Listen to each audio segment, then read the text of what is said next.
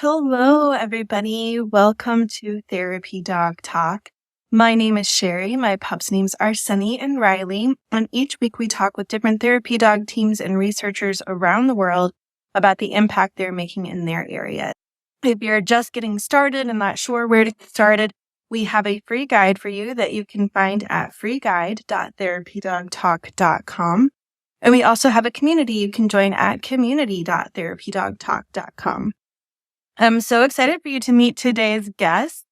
They are based here in LA, just like us, but their therapy dog experience comes from New York. So we're really excited to share Salina and Jedi with you, even though it's not May the 4th, and hearing more about their experience. Hi, Salina. Hi, how's it going? Yeah, I'm glad this worked out. Yeah, it totally did.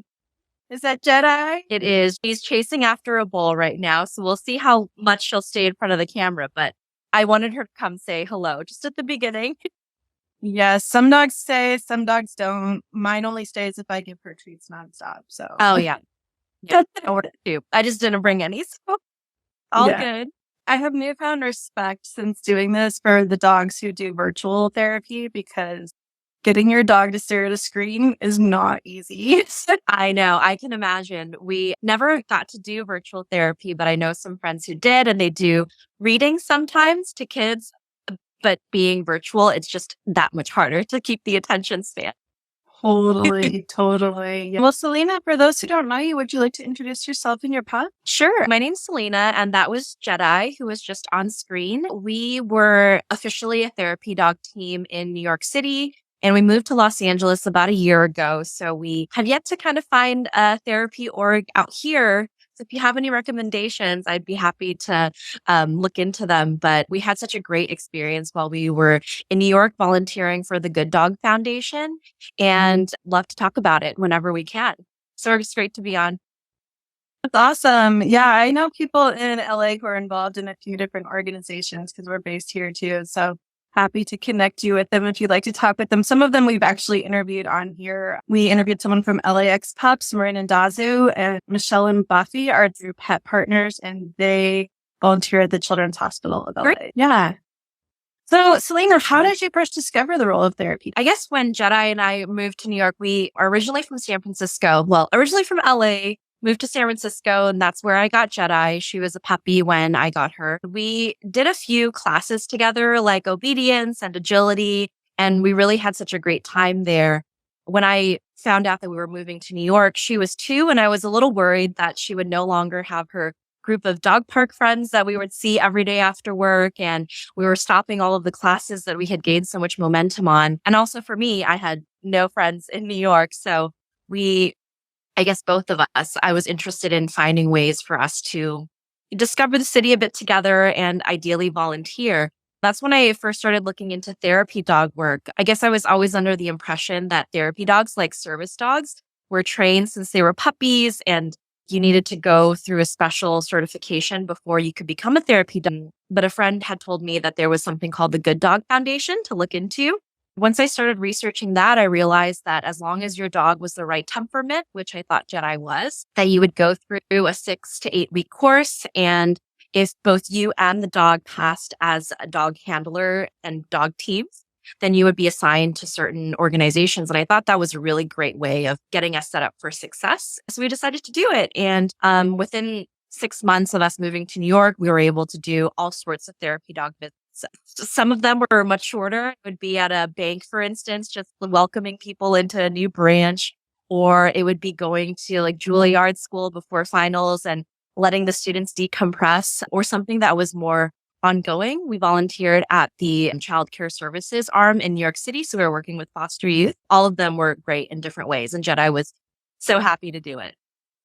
That's awesome. What about Jedi led you to believe that she would enjoy doing therapy dog work? So it's a great question, because now that we started doing therapy work, a lot of people have asked me, what's the best way for my dog to get involved? And I think the main thing that I would recommend is your dog is almost predisposed to it. And I mentioned temperament. I guess I was looking at the quality traits that they were looking at for therapy dogs. So a dog that's very stable is a word that you'll hear. You can do a lot of things with them and they will be very relaxed. It's a misconception that therapy dogs need to handle everything.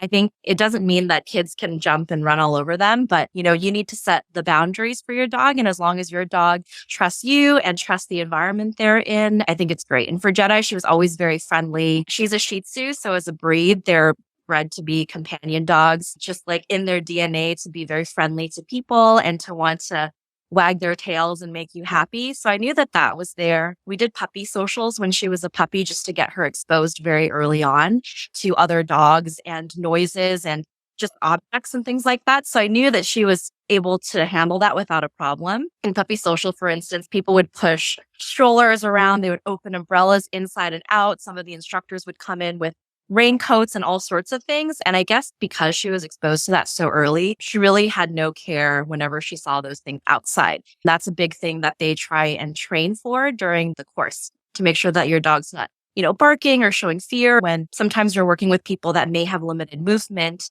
and things like that. So, yeah, that's kind of what I was looking at. That's awesome. I know AAAIT talks about the concept you're talking about where they don't have to perfectly react as long as you can redirect them. They have like 3 different terms for that, which is predictable, reliable, and directable. And I think what you're talking about was really more the directable, where it's okay if they like notice something as long as you can direct them and be like, it's okay, like, don't worry, you're fine.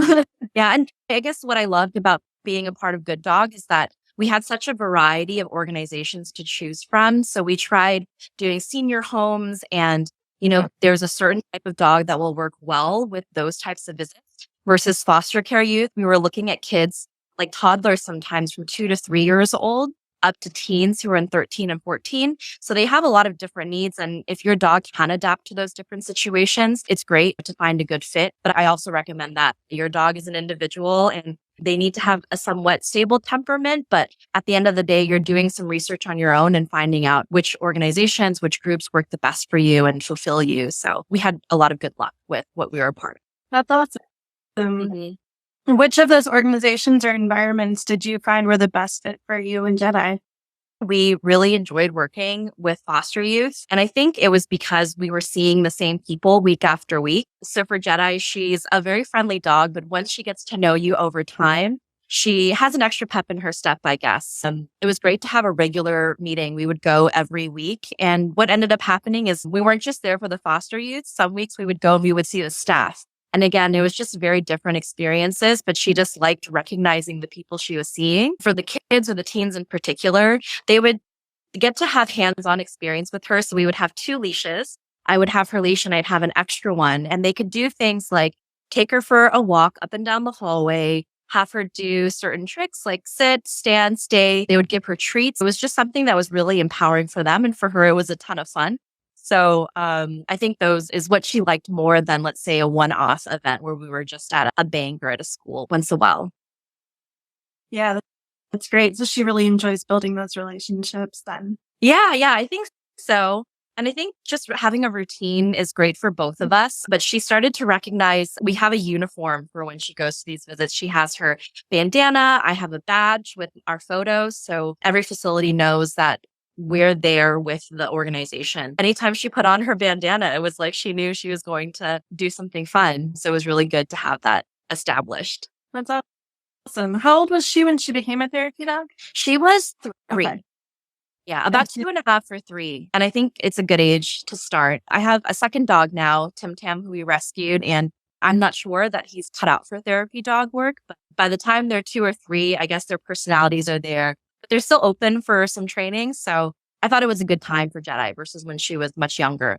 I think some groups actually require the dogs to be of a certain age before they can start the work. But it was, perfect timing for us.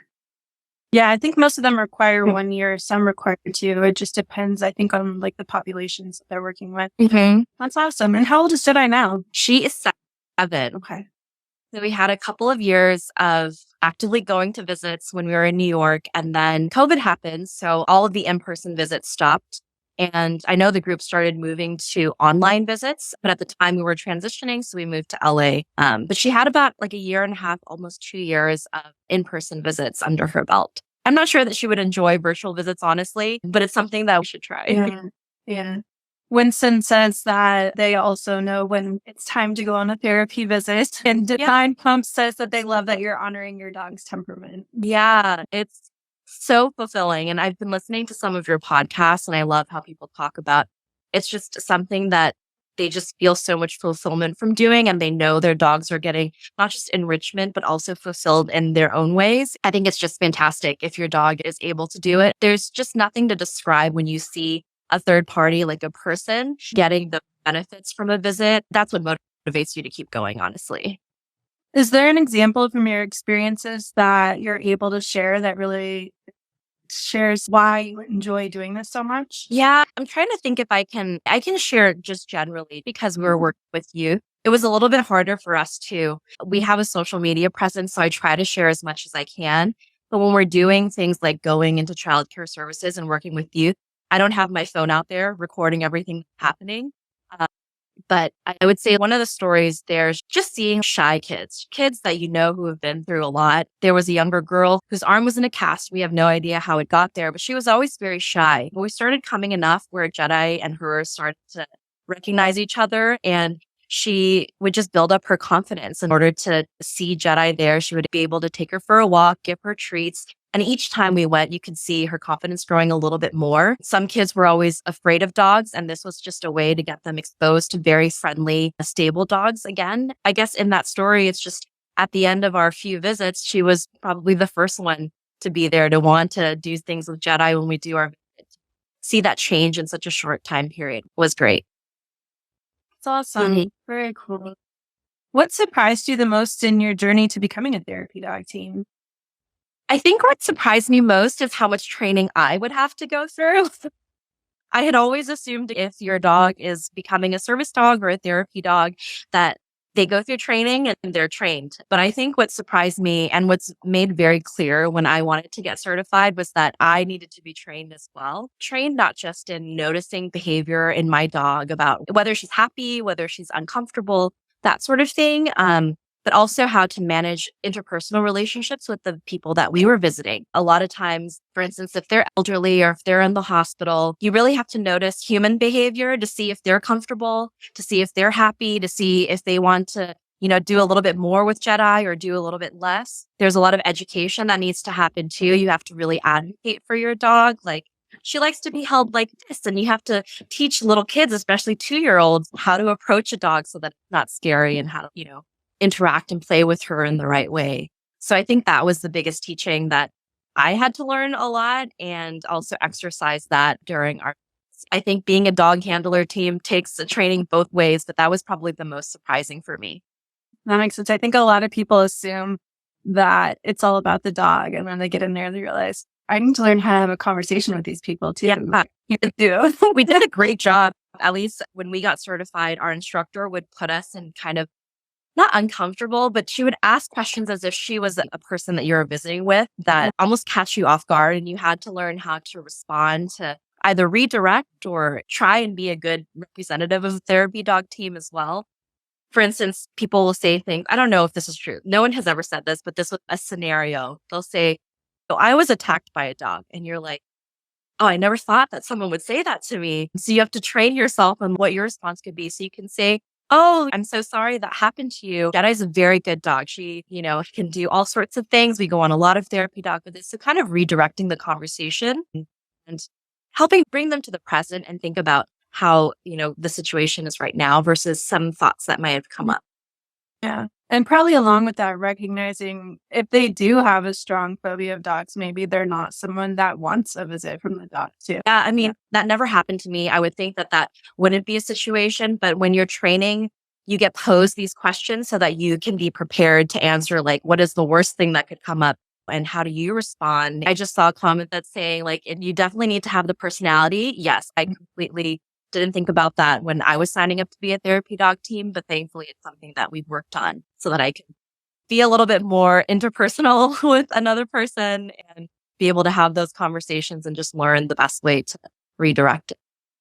Yeah. Yeah. That was Jared that shared that. And I know his sons were both junior handlers. When we had them on, they talked about how it really helped them just to learn how to talk to different people just through this volunteering experience. Yeah. And it's just so wide, especially because we're visiting different places. There's different questions that you'll get and different responses that you can give. And I didn't realize how tired I would be after therapy. I knew that she was tired, but if I was visiting on a Saturday, the rest of my Saturday would have to be blocked off to just kind of relax and decompress. And that was probably the second most surprising thing after needing to get trained myself. Yeah. What do you and Jedi like to do to decompress and take some self-care time? Back when we were doing visits, I guess, it's just very simple stuff. We would just hang out on the couch. She loves doing enrichment exercises. So I like hiding her ball in different places and she'll have to go find it. But yeah, just going for a walk, relaxing on the couch, pretty basic things. Nice. I like it.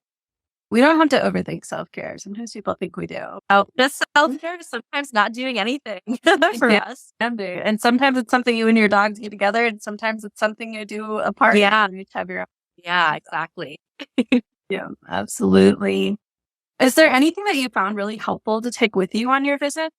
Oh, that's a good question. Definitely some treats that she likes. I know her ears perked. Some treats would be good. Again, I bring the extra leash because when we're working with teens, sometimes they like to walk her. So we'll just attach the separate leash.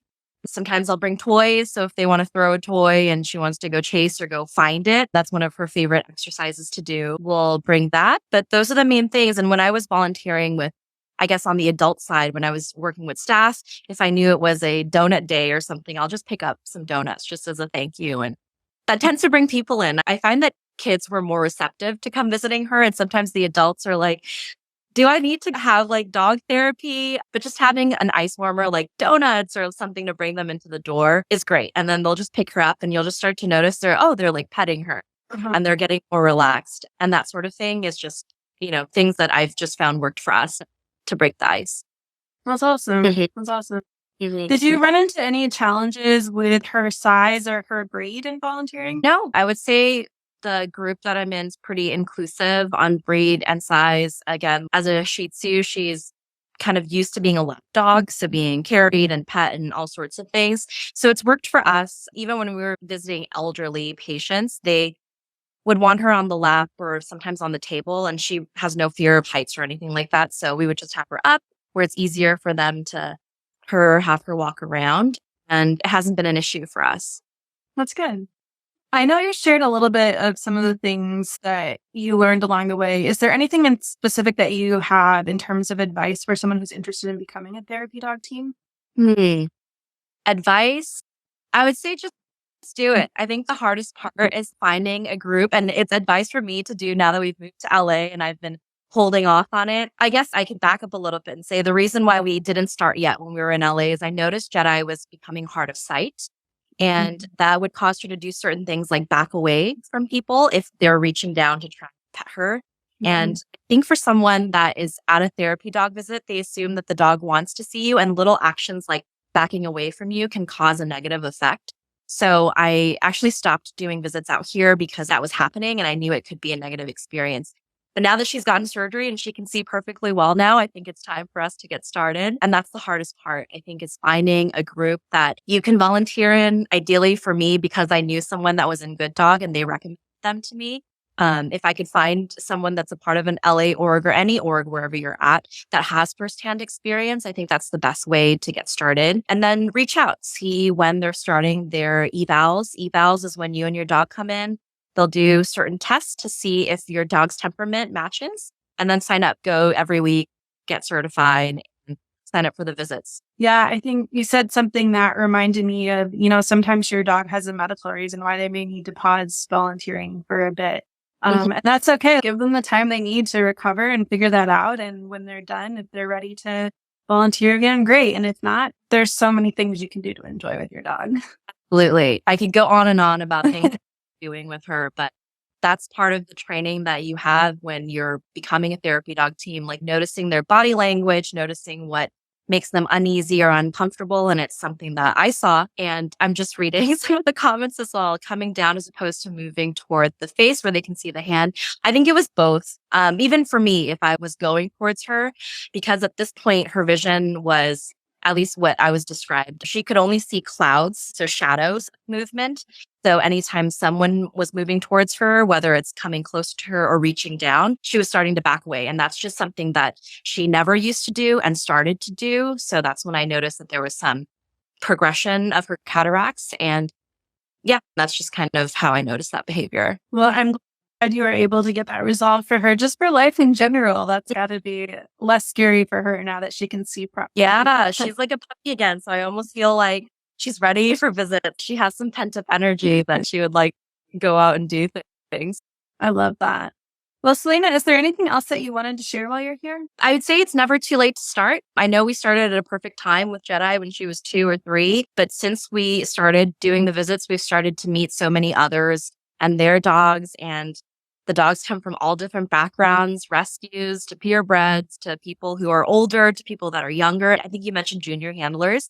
That's so cool that you can start training at such a young age. I wish I had the opportunity to do that because I love animals and it's just been so great to volunteer with Jedi. So start anytime. The hardest part is getting started. If you feel like your dog's a good candidate, just do the evaluation and also don't be discouraged if it seems like you think that your dog's not perfect, because part of it is when you go through the training, you'll learn the tools you need to become a great therapy dog team. So that's probably the last thing I would say is just go and do it if you think that you'd be a good fit.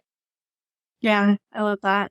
Well, thank you so much, Salina. And if people want to follow your journey with Jedi, they can find you at Jedi the Shih Tzu, right? Yes. And I'll try to post more about it when we came, but I post all sorts of things on our account about just living life with 2 dogs with very different personalities and different things that we do together. So if you're interested, hop on over. And if you have any questions in particular, feel free to DM me, especially if you're in New York City, because I have a lot of details about volunteering there. And also LA, if you want to reach out and let me know places that we can volunteer. Awesome. Thank you. And Mango says thank you for sharing your story. Oh, of course. Thanks so much. This is great. I love all the podcasts. Awesome. Thank you. I love to hear that. All right. Well, take care. It was really nice getting to know you a bit more, and hopefully we can meet up sometime soon. Guys, I love that you're in LA too, so we can do an in-person meetup. For sure. For sure. Take care. Great. Bye-bye. Bye.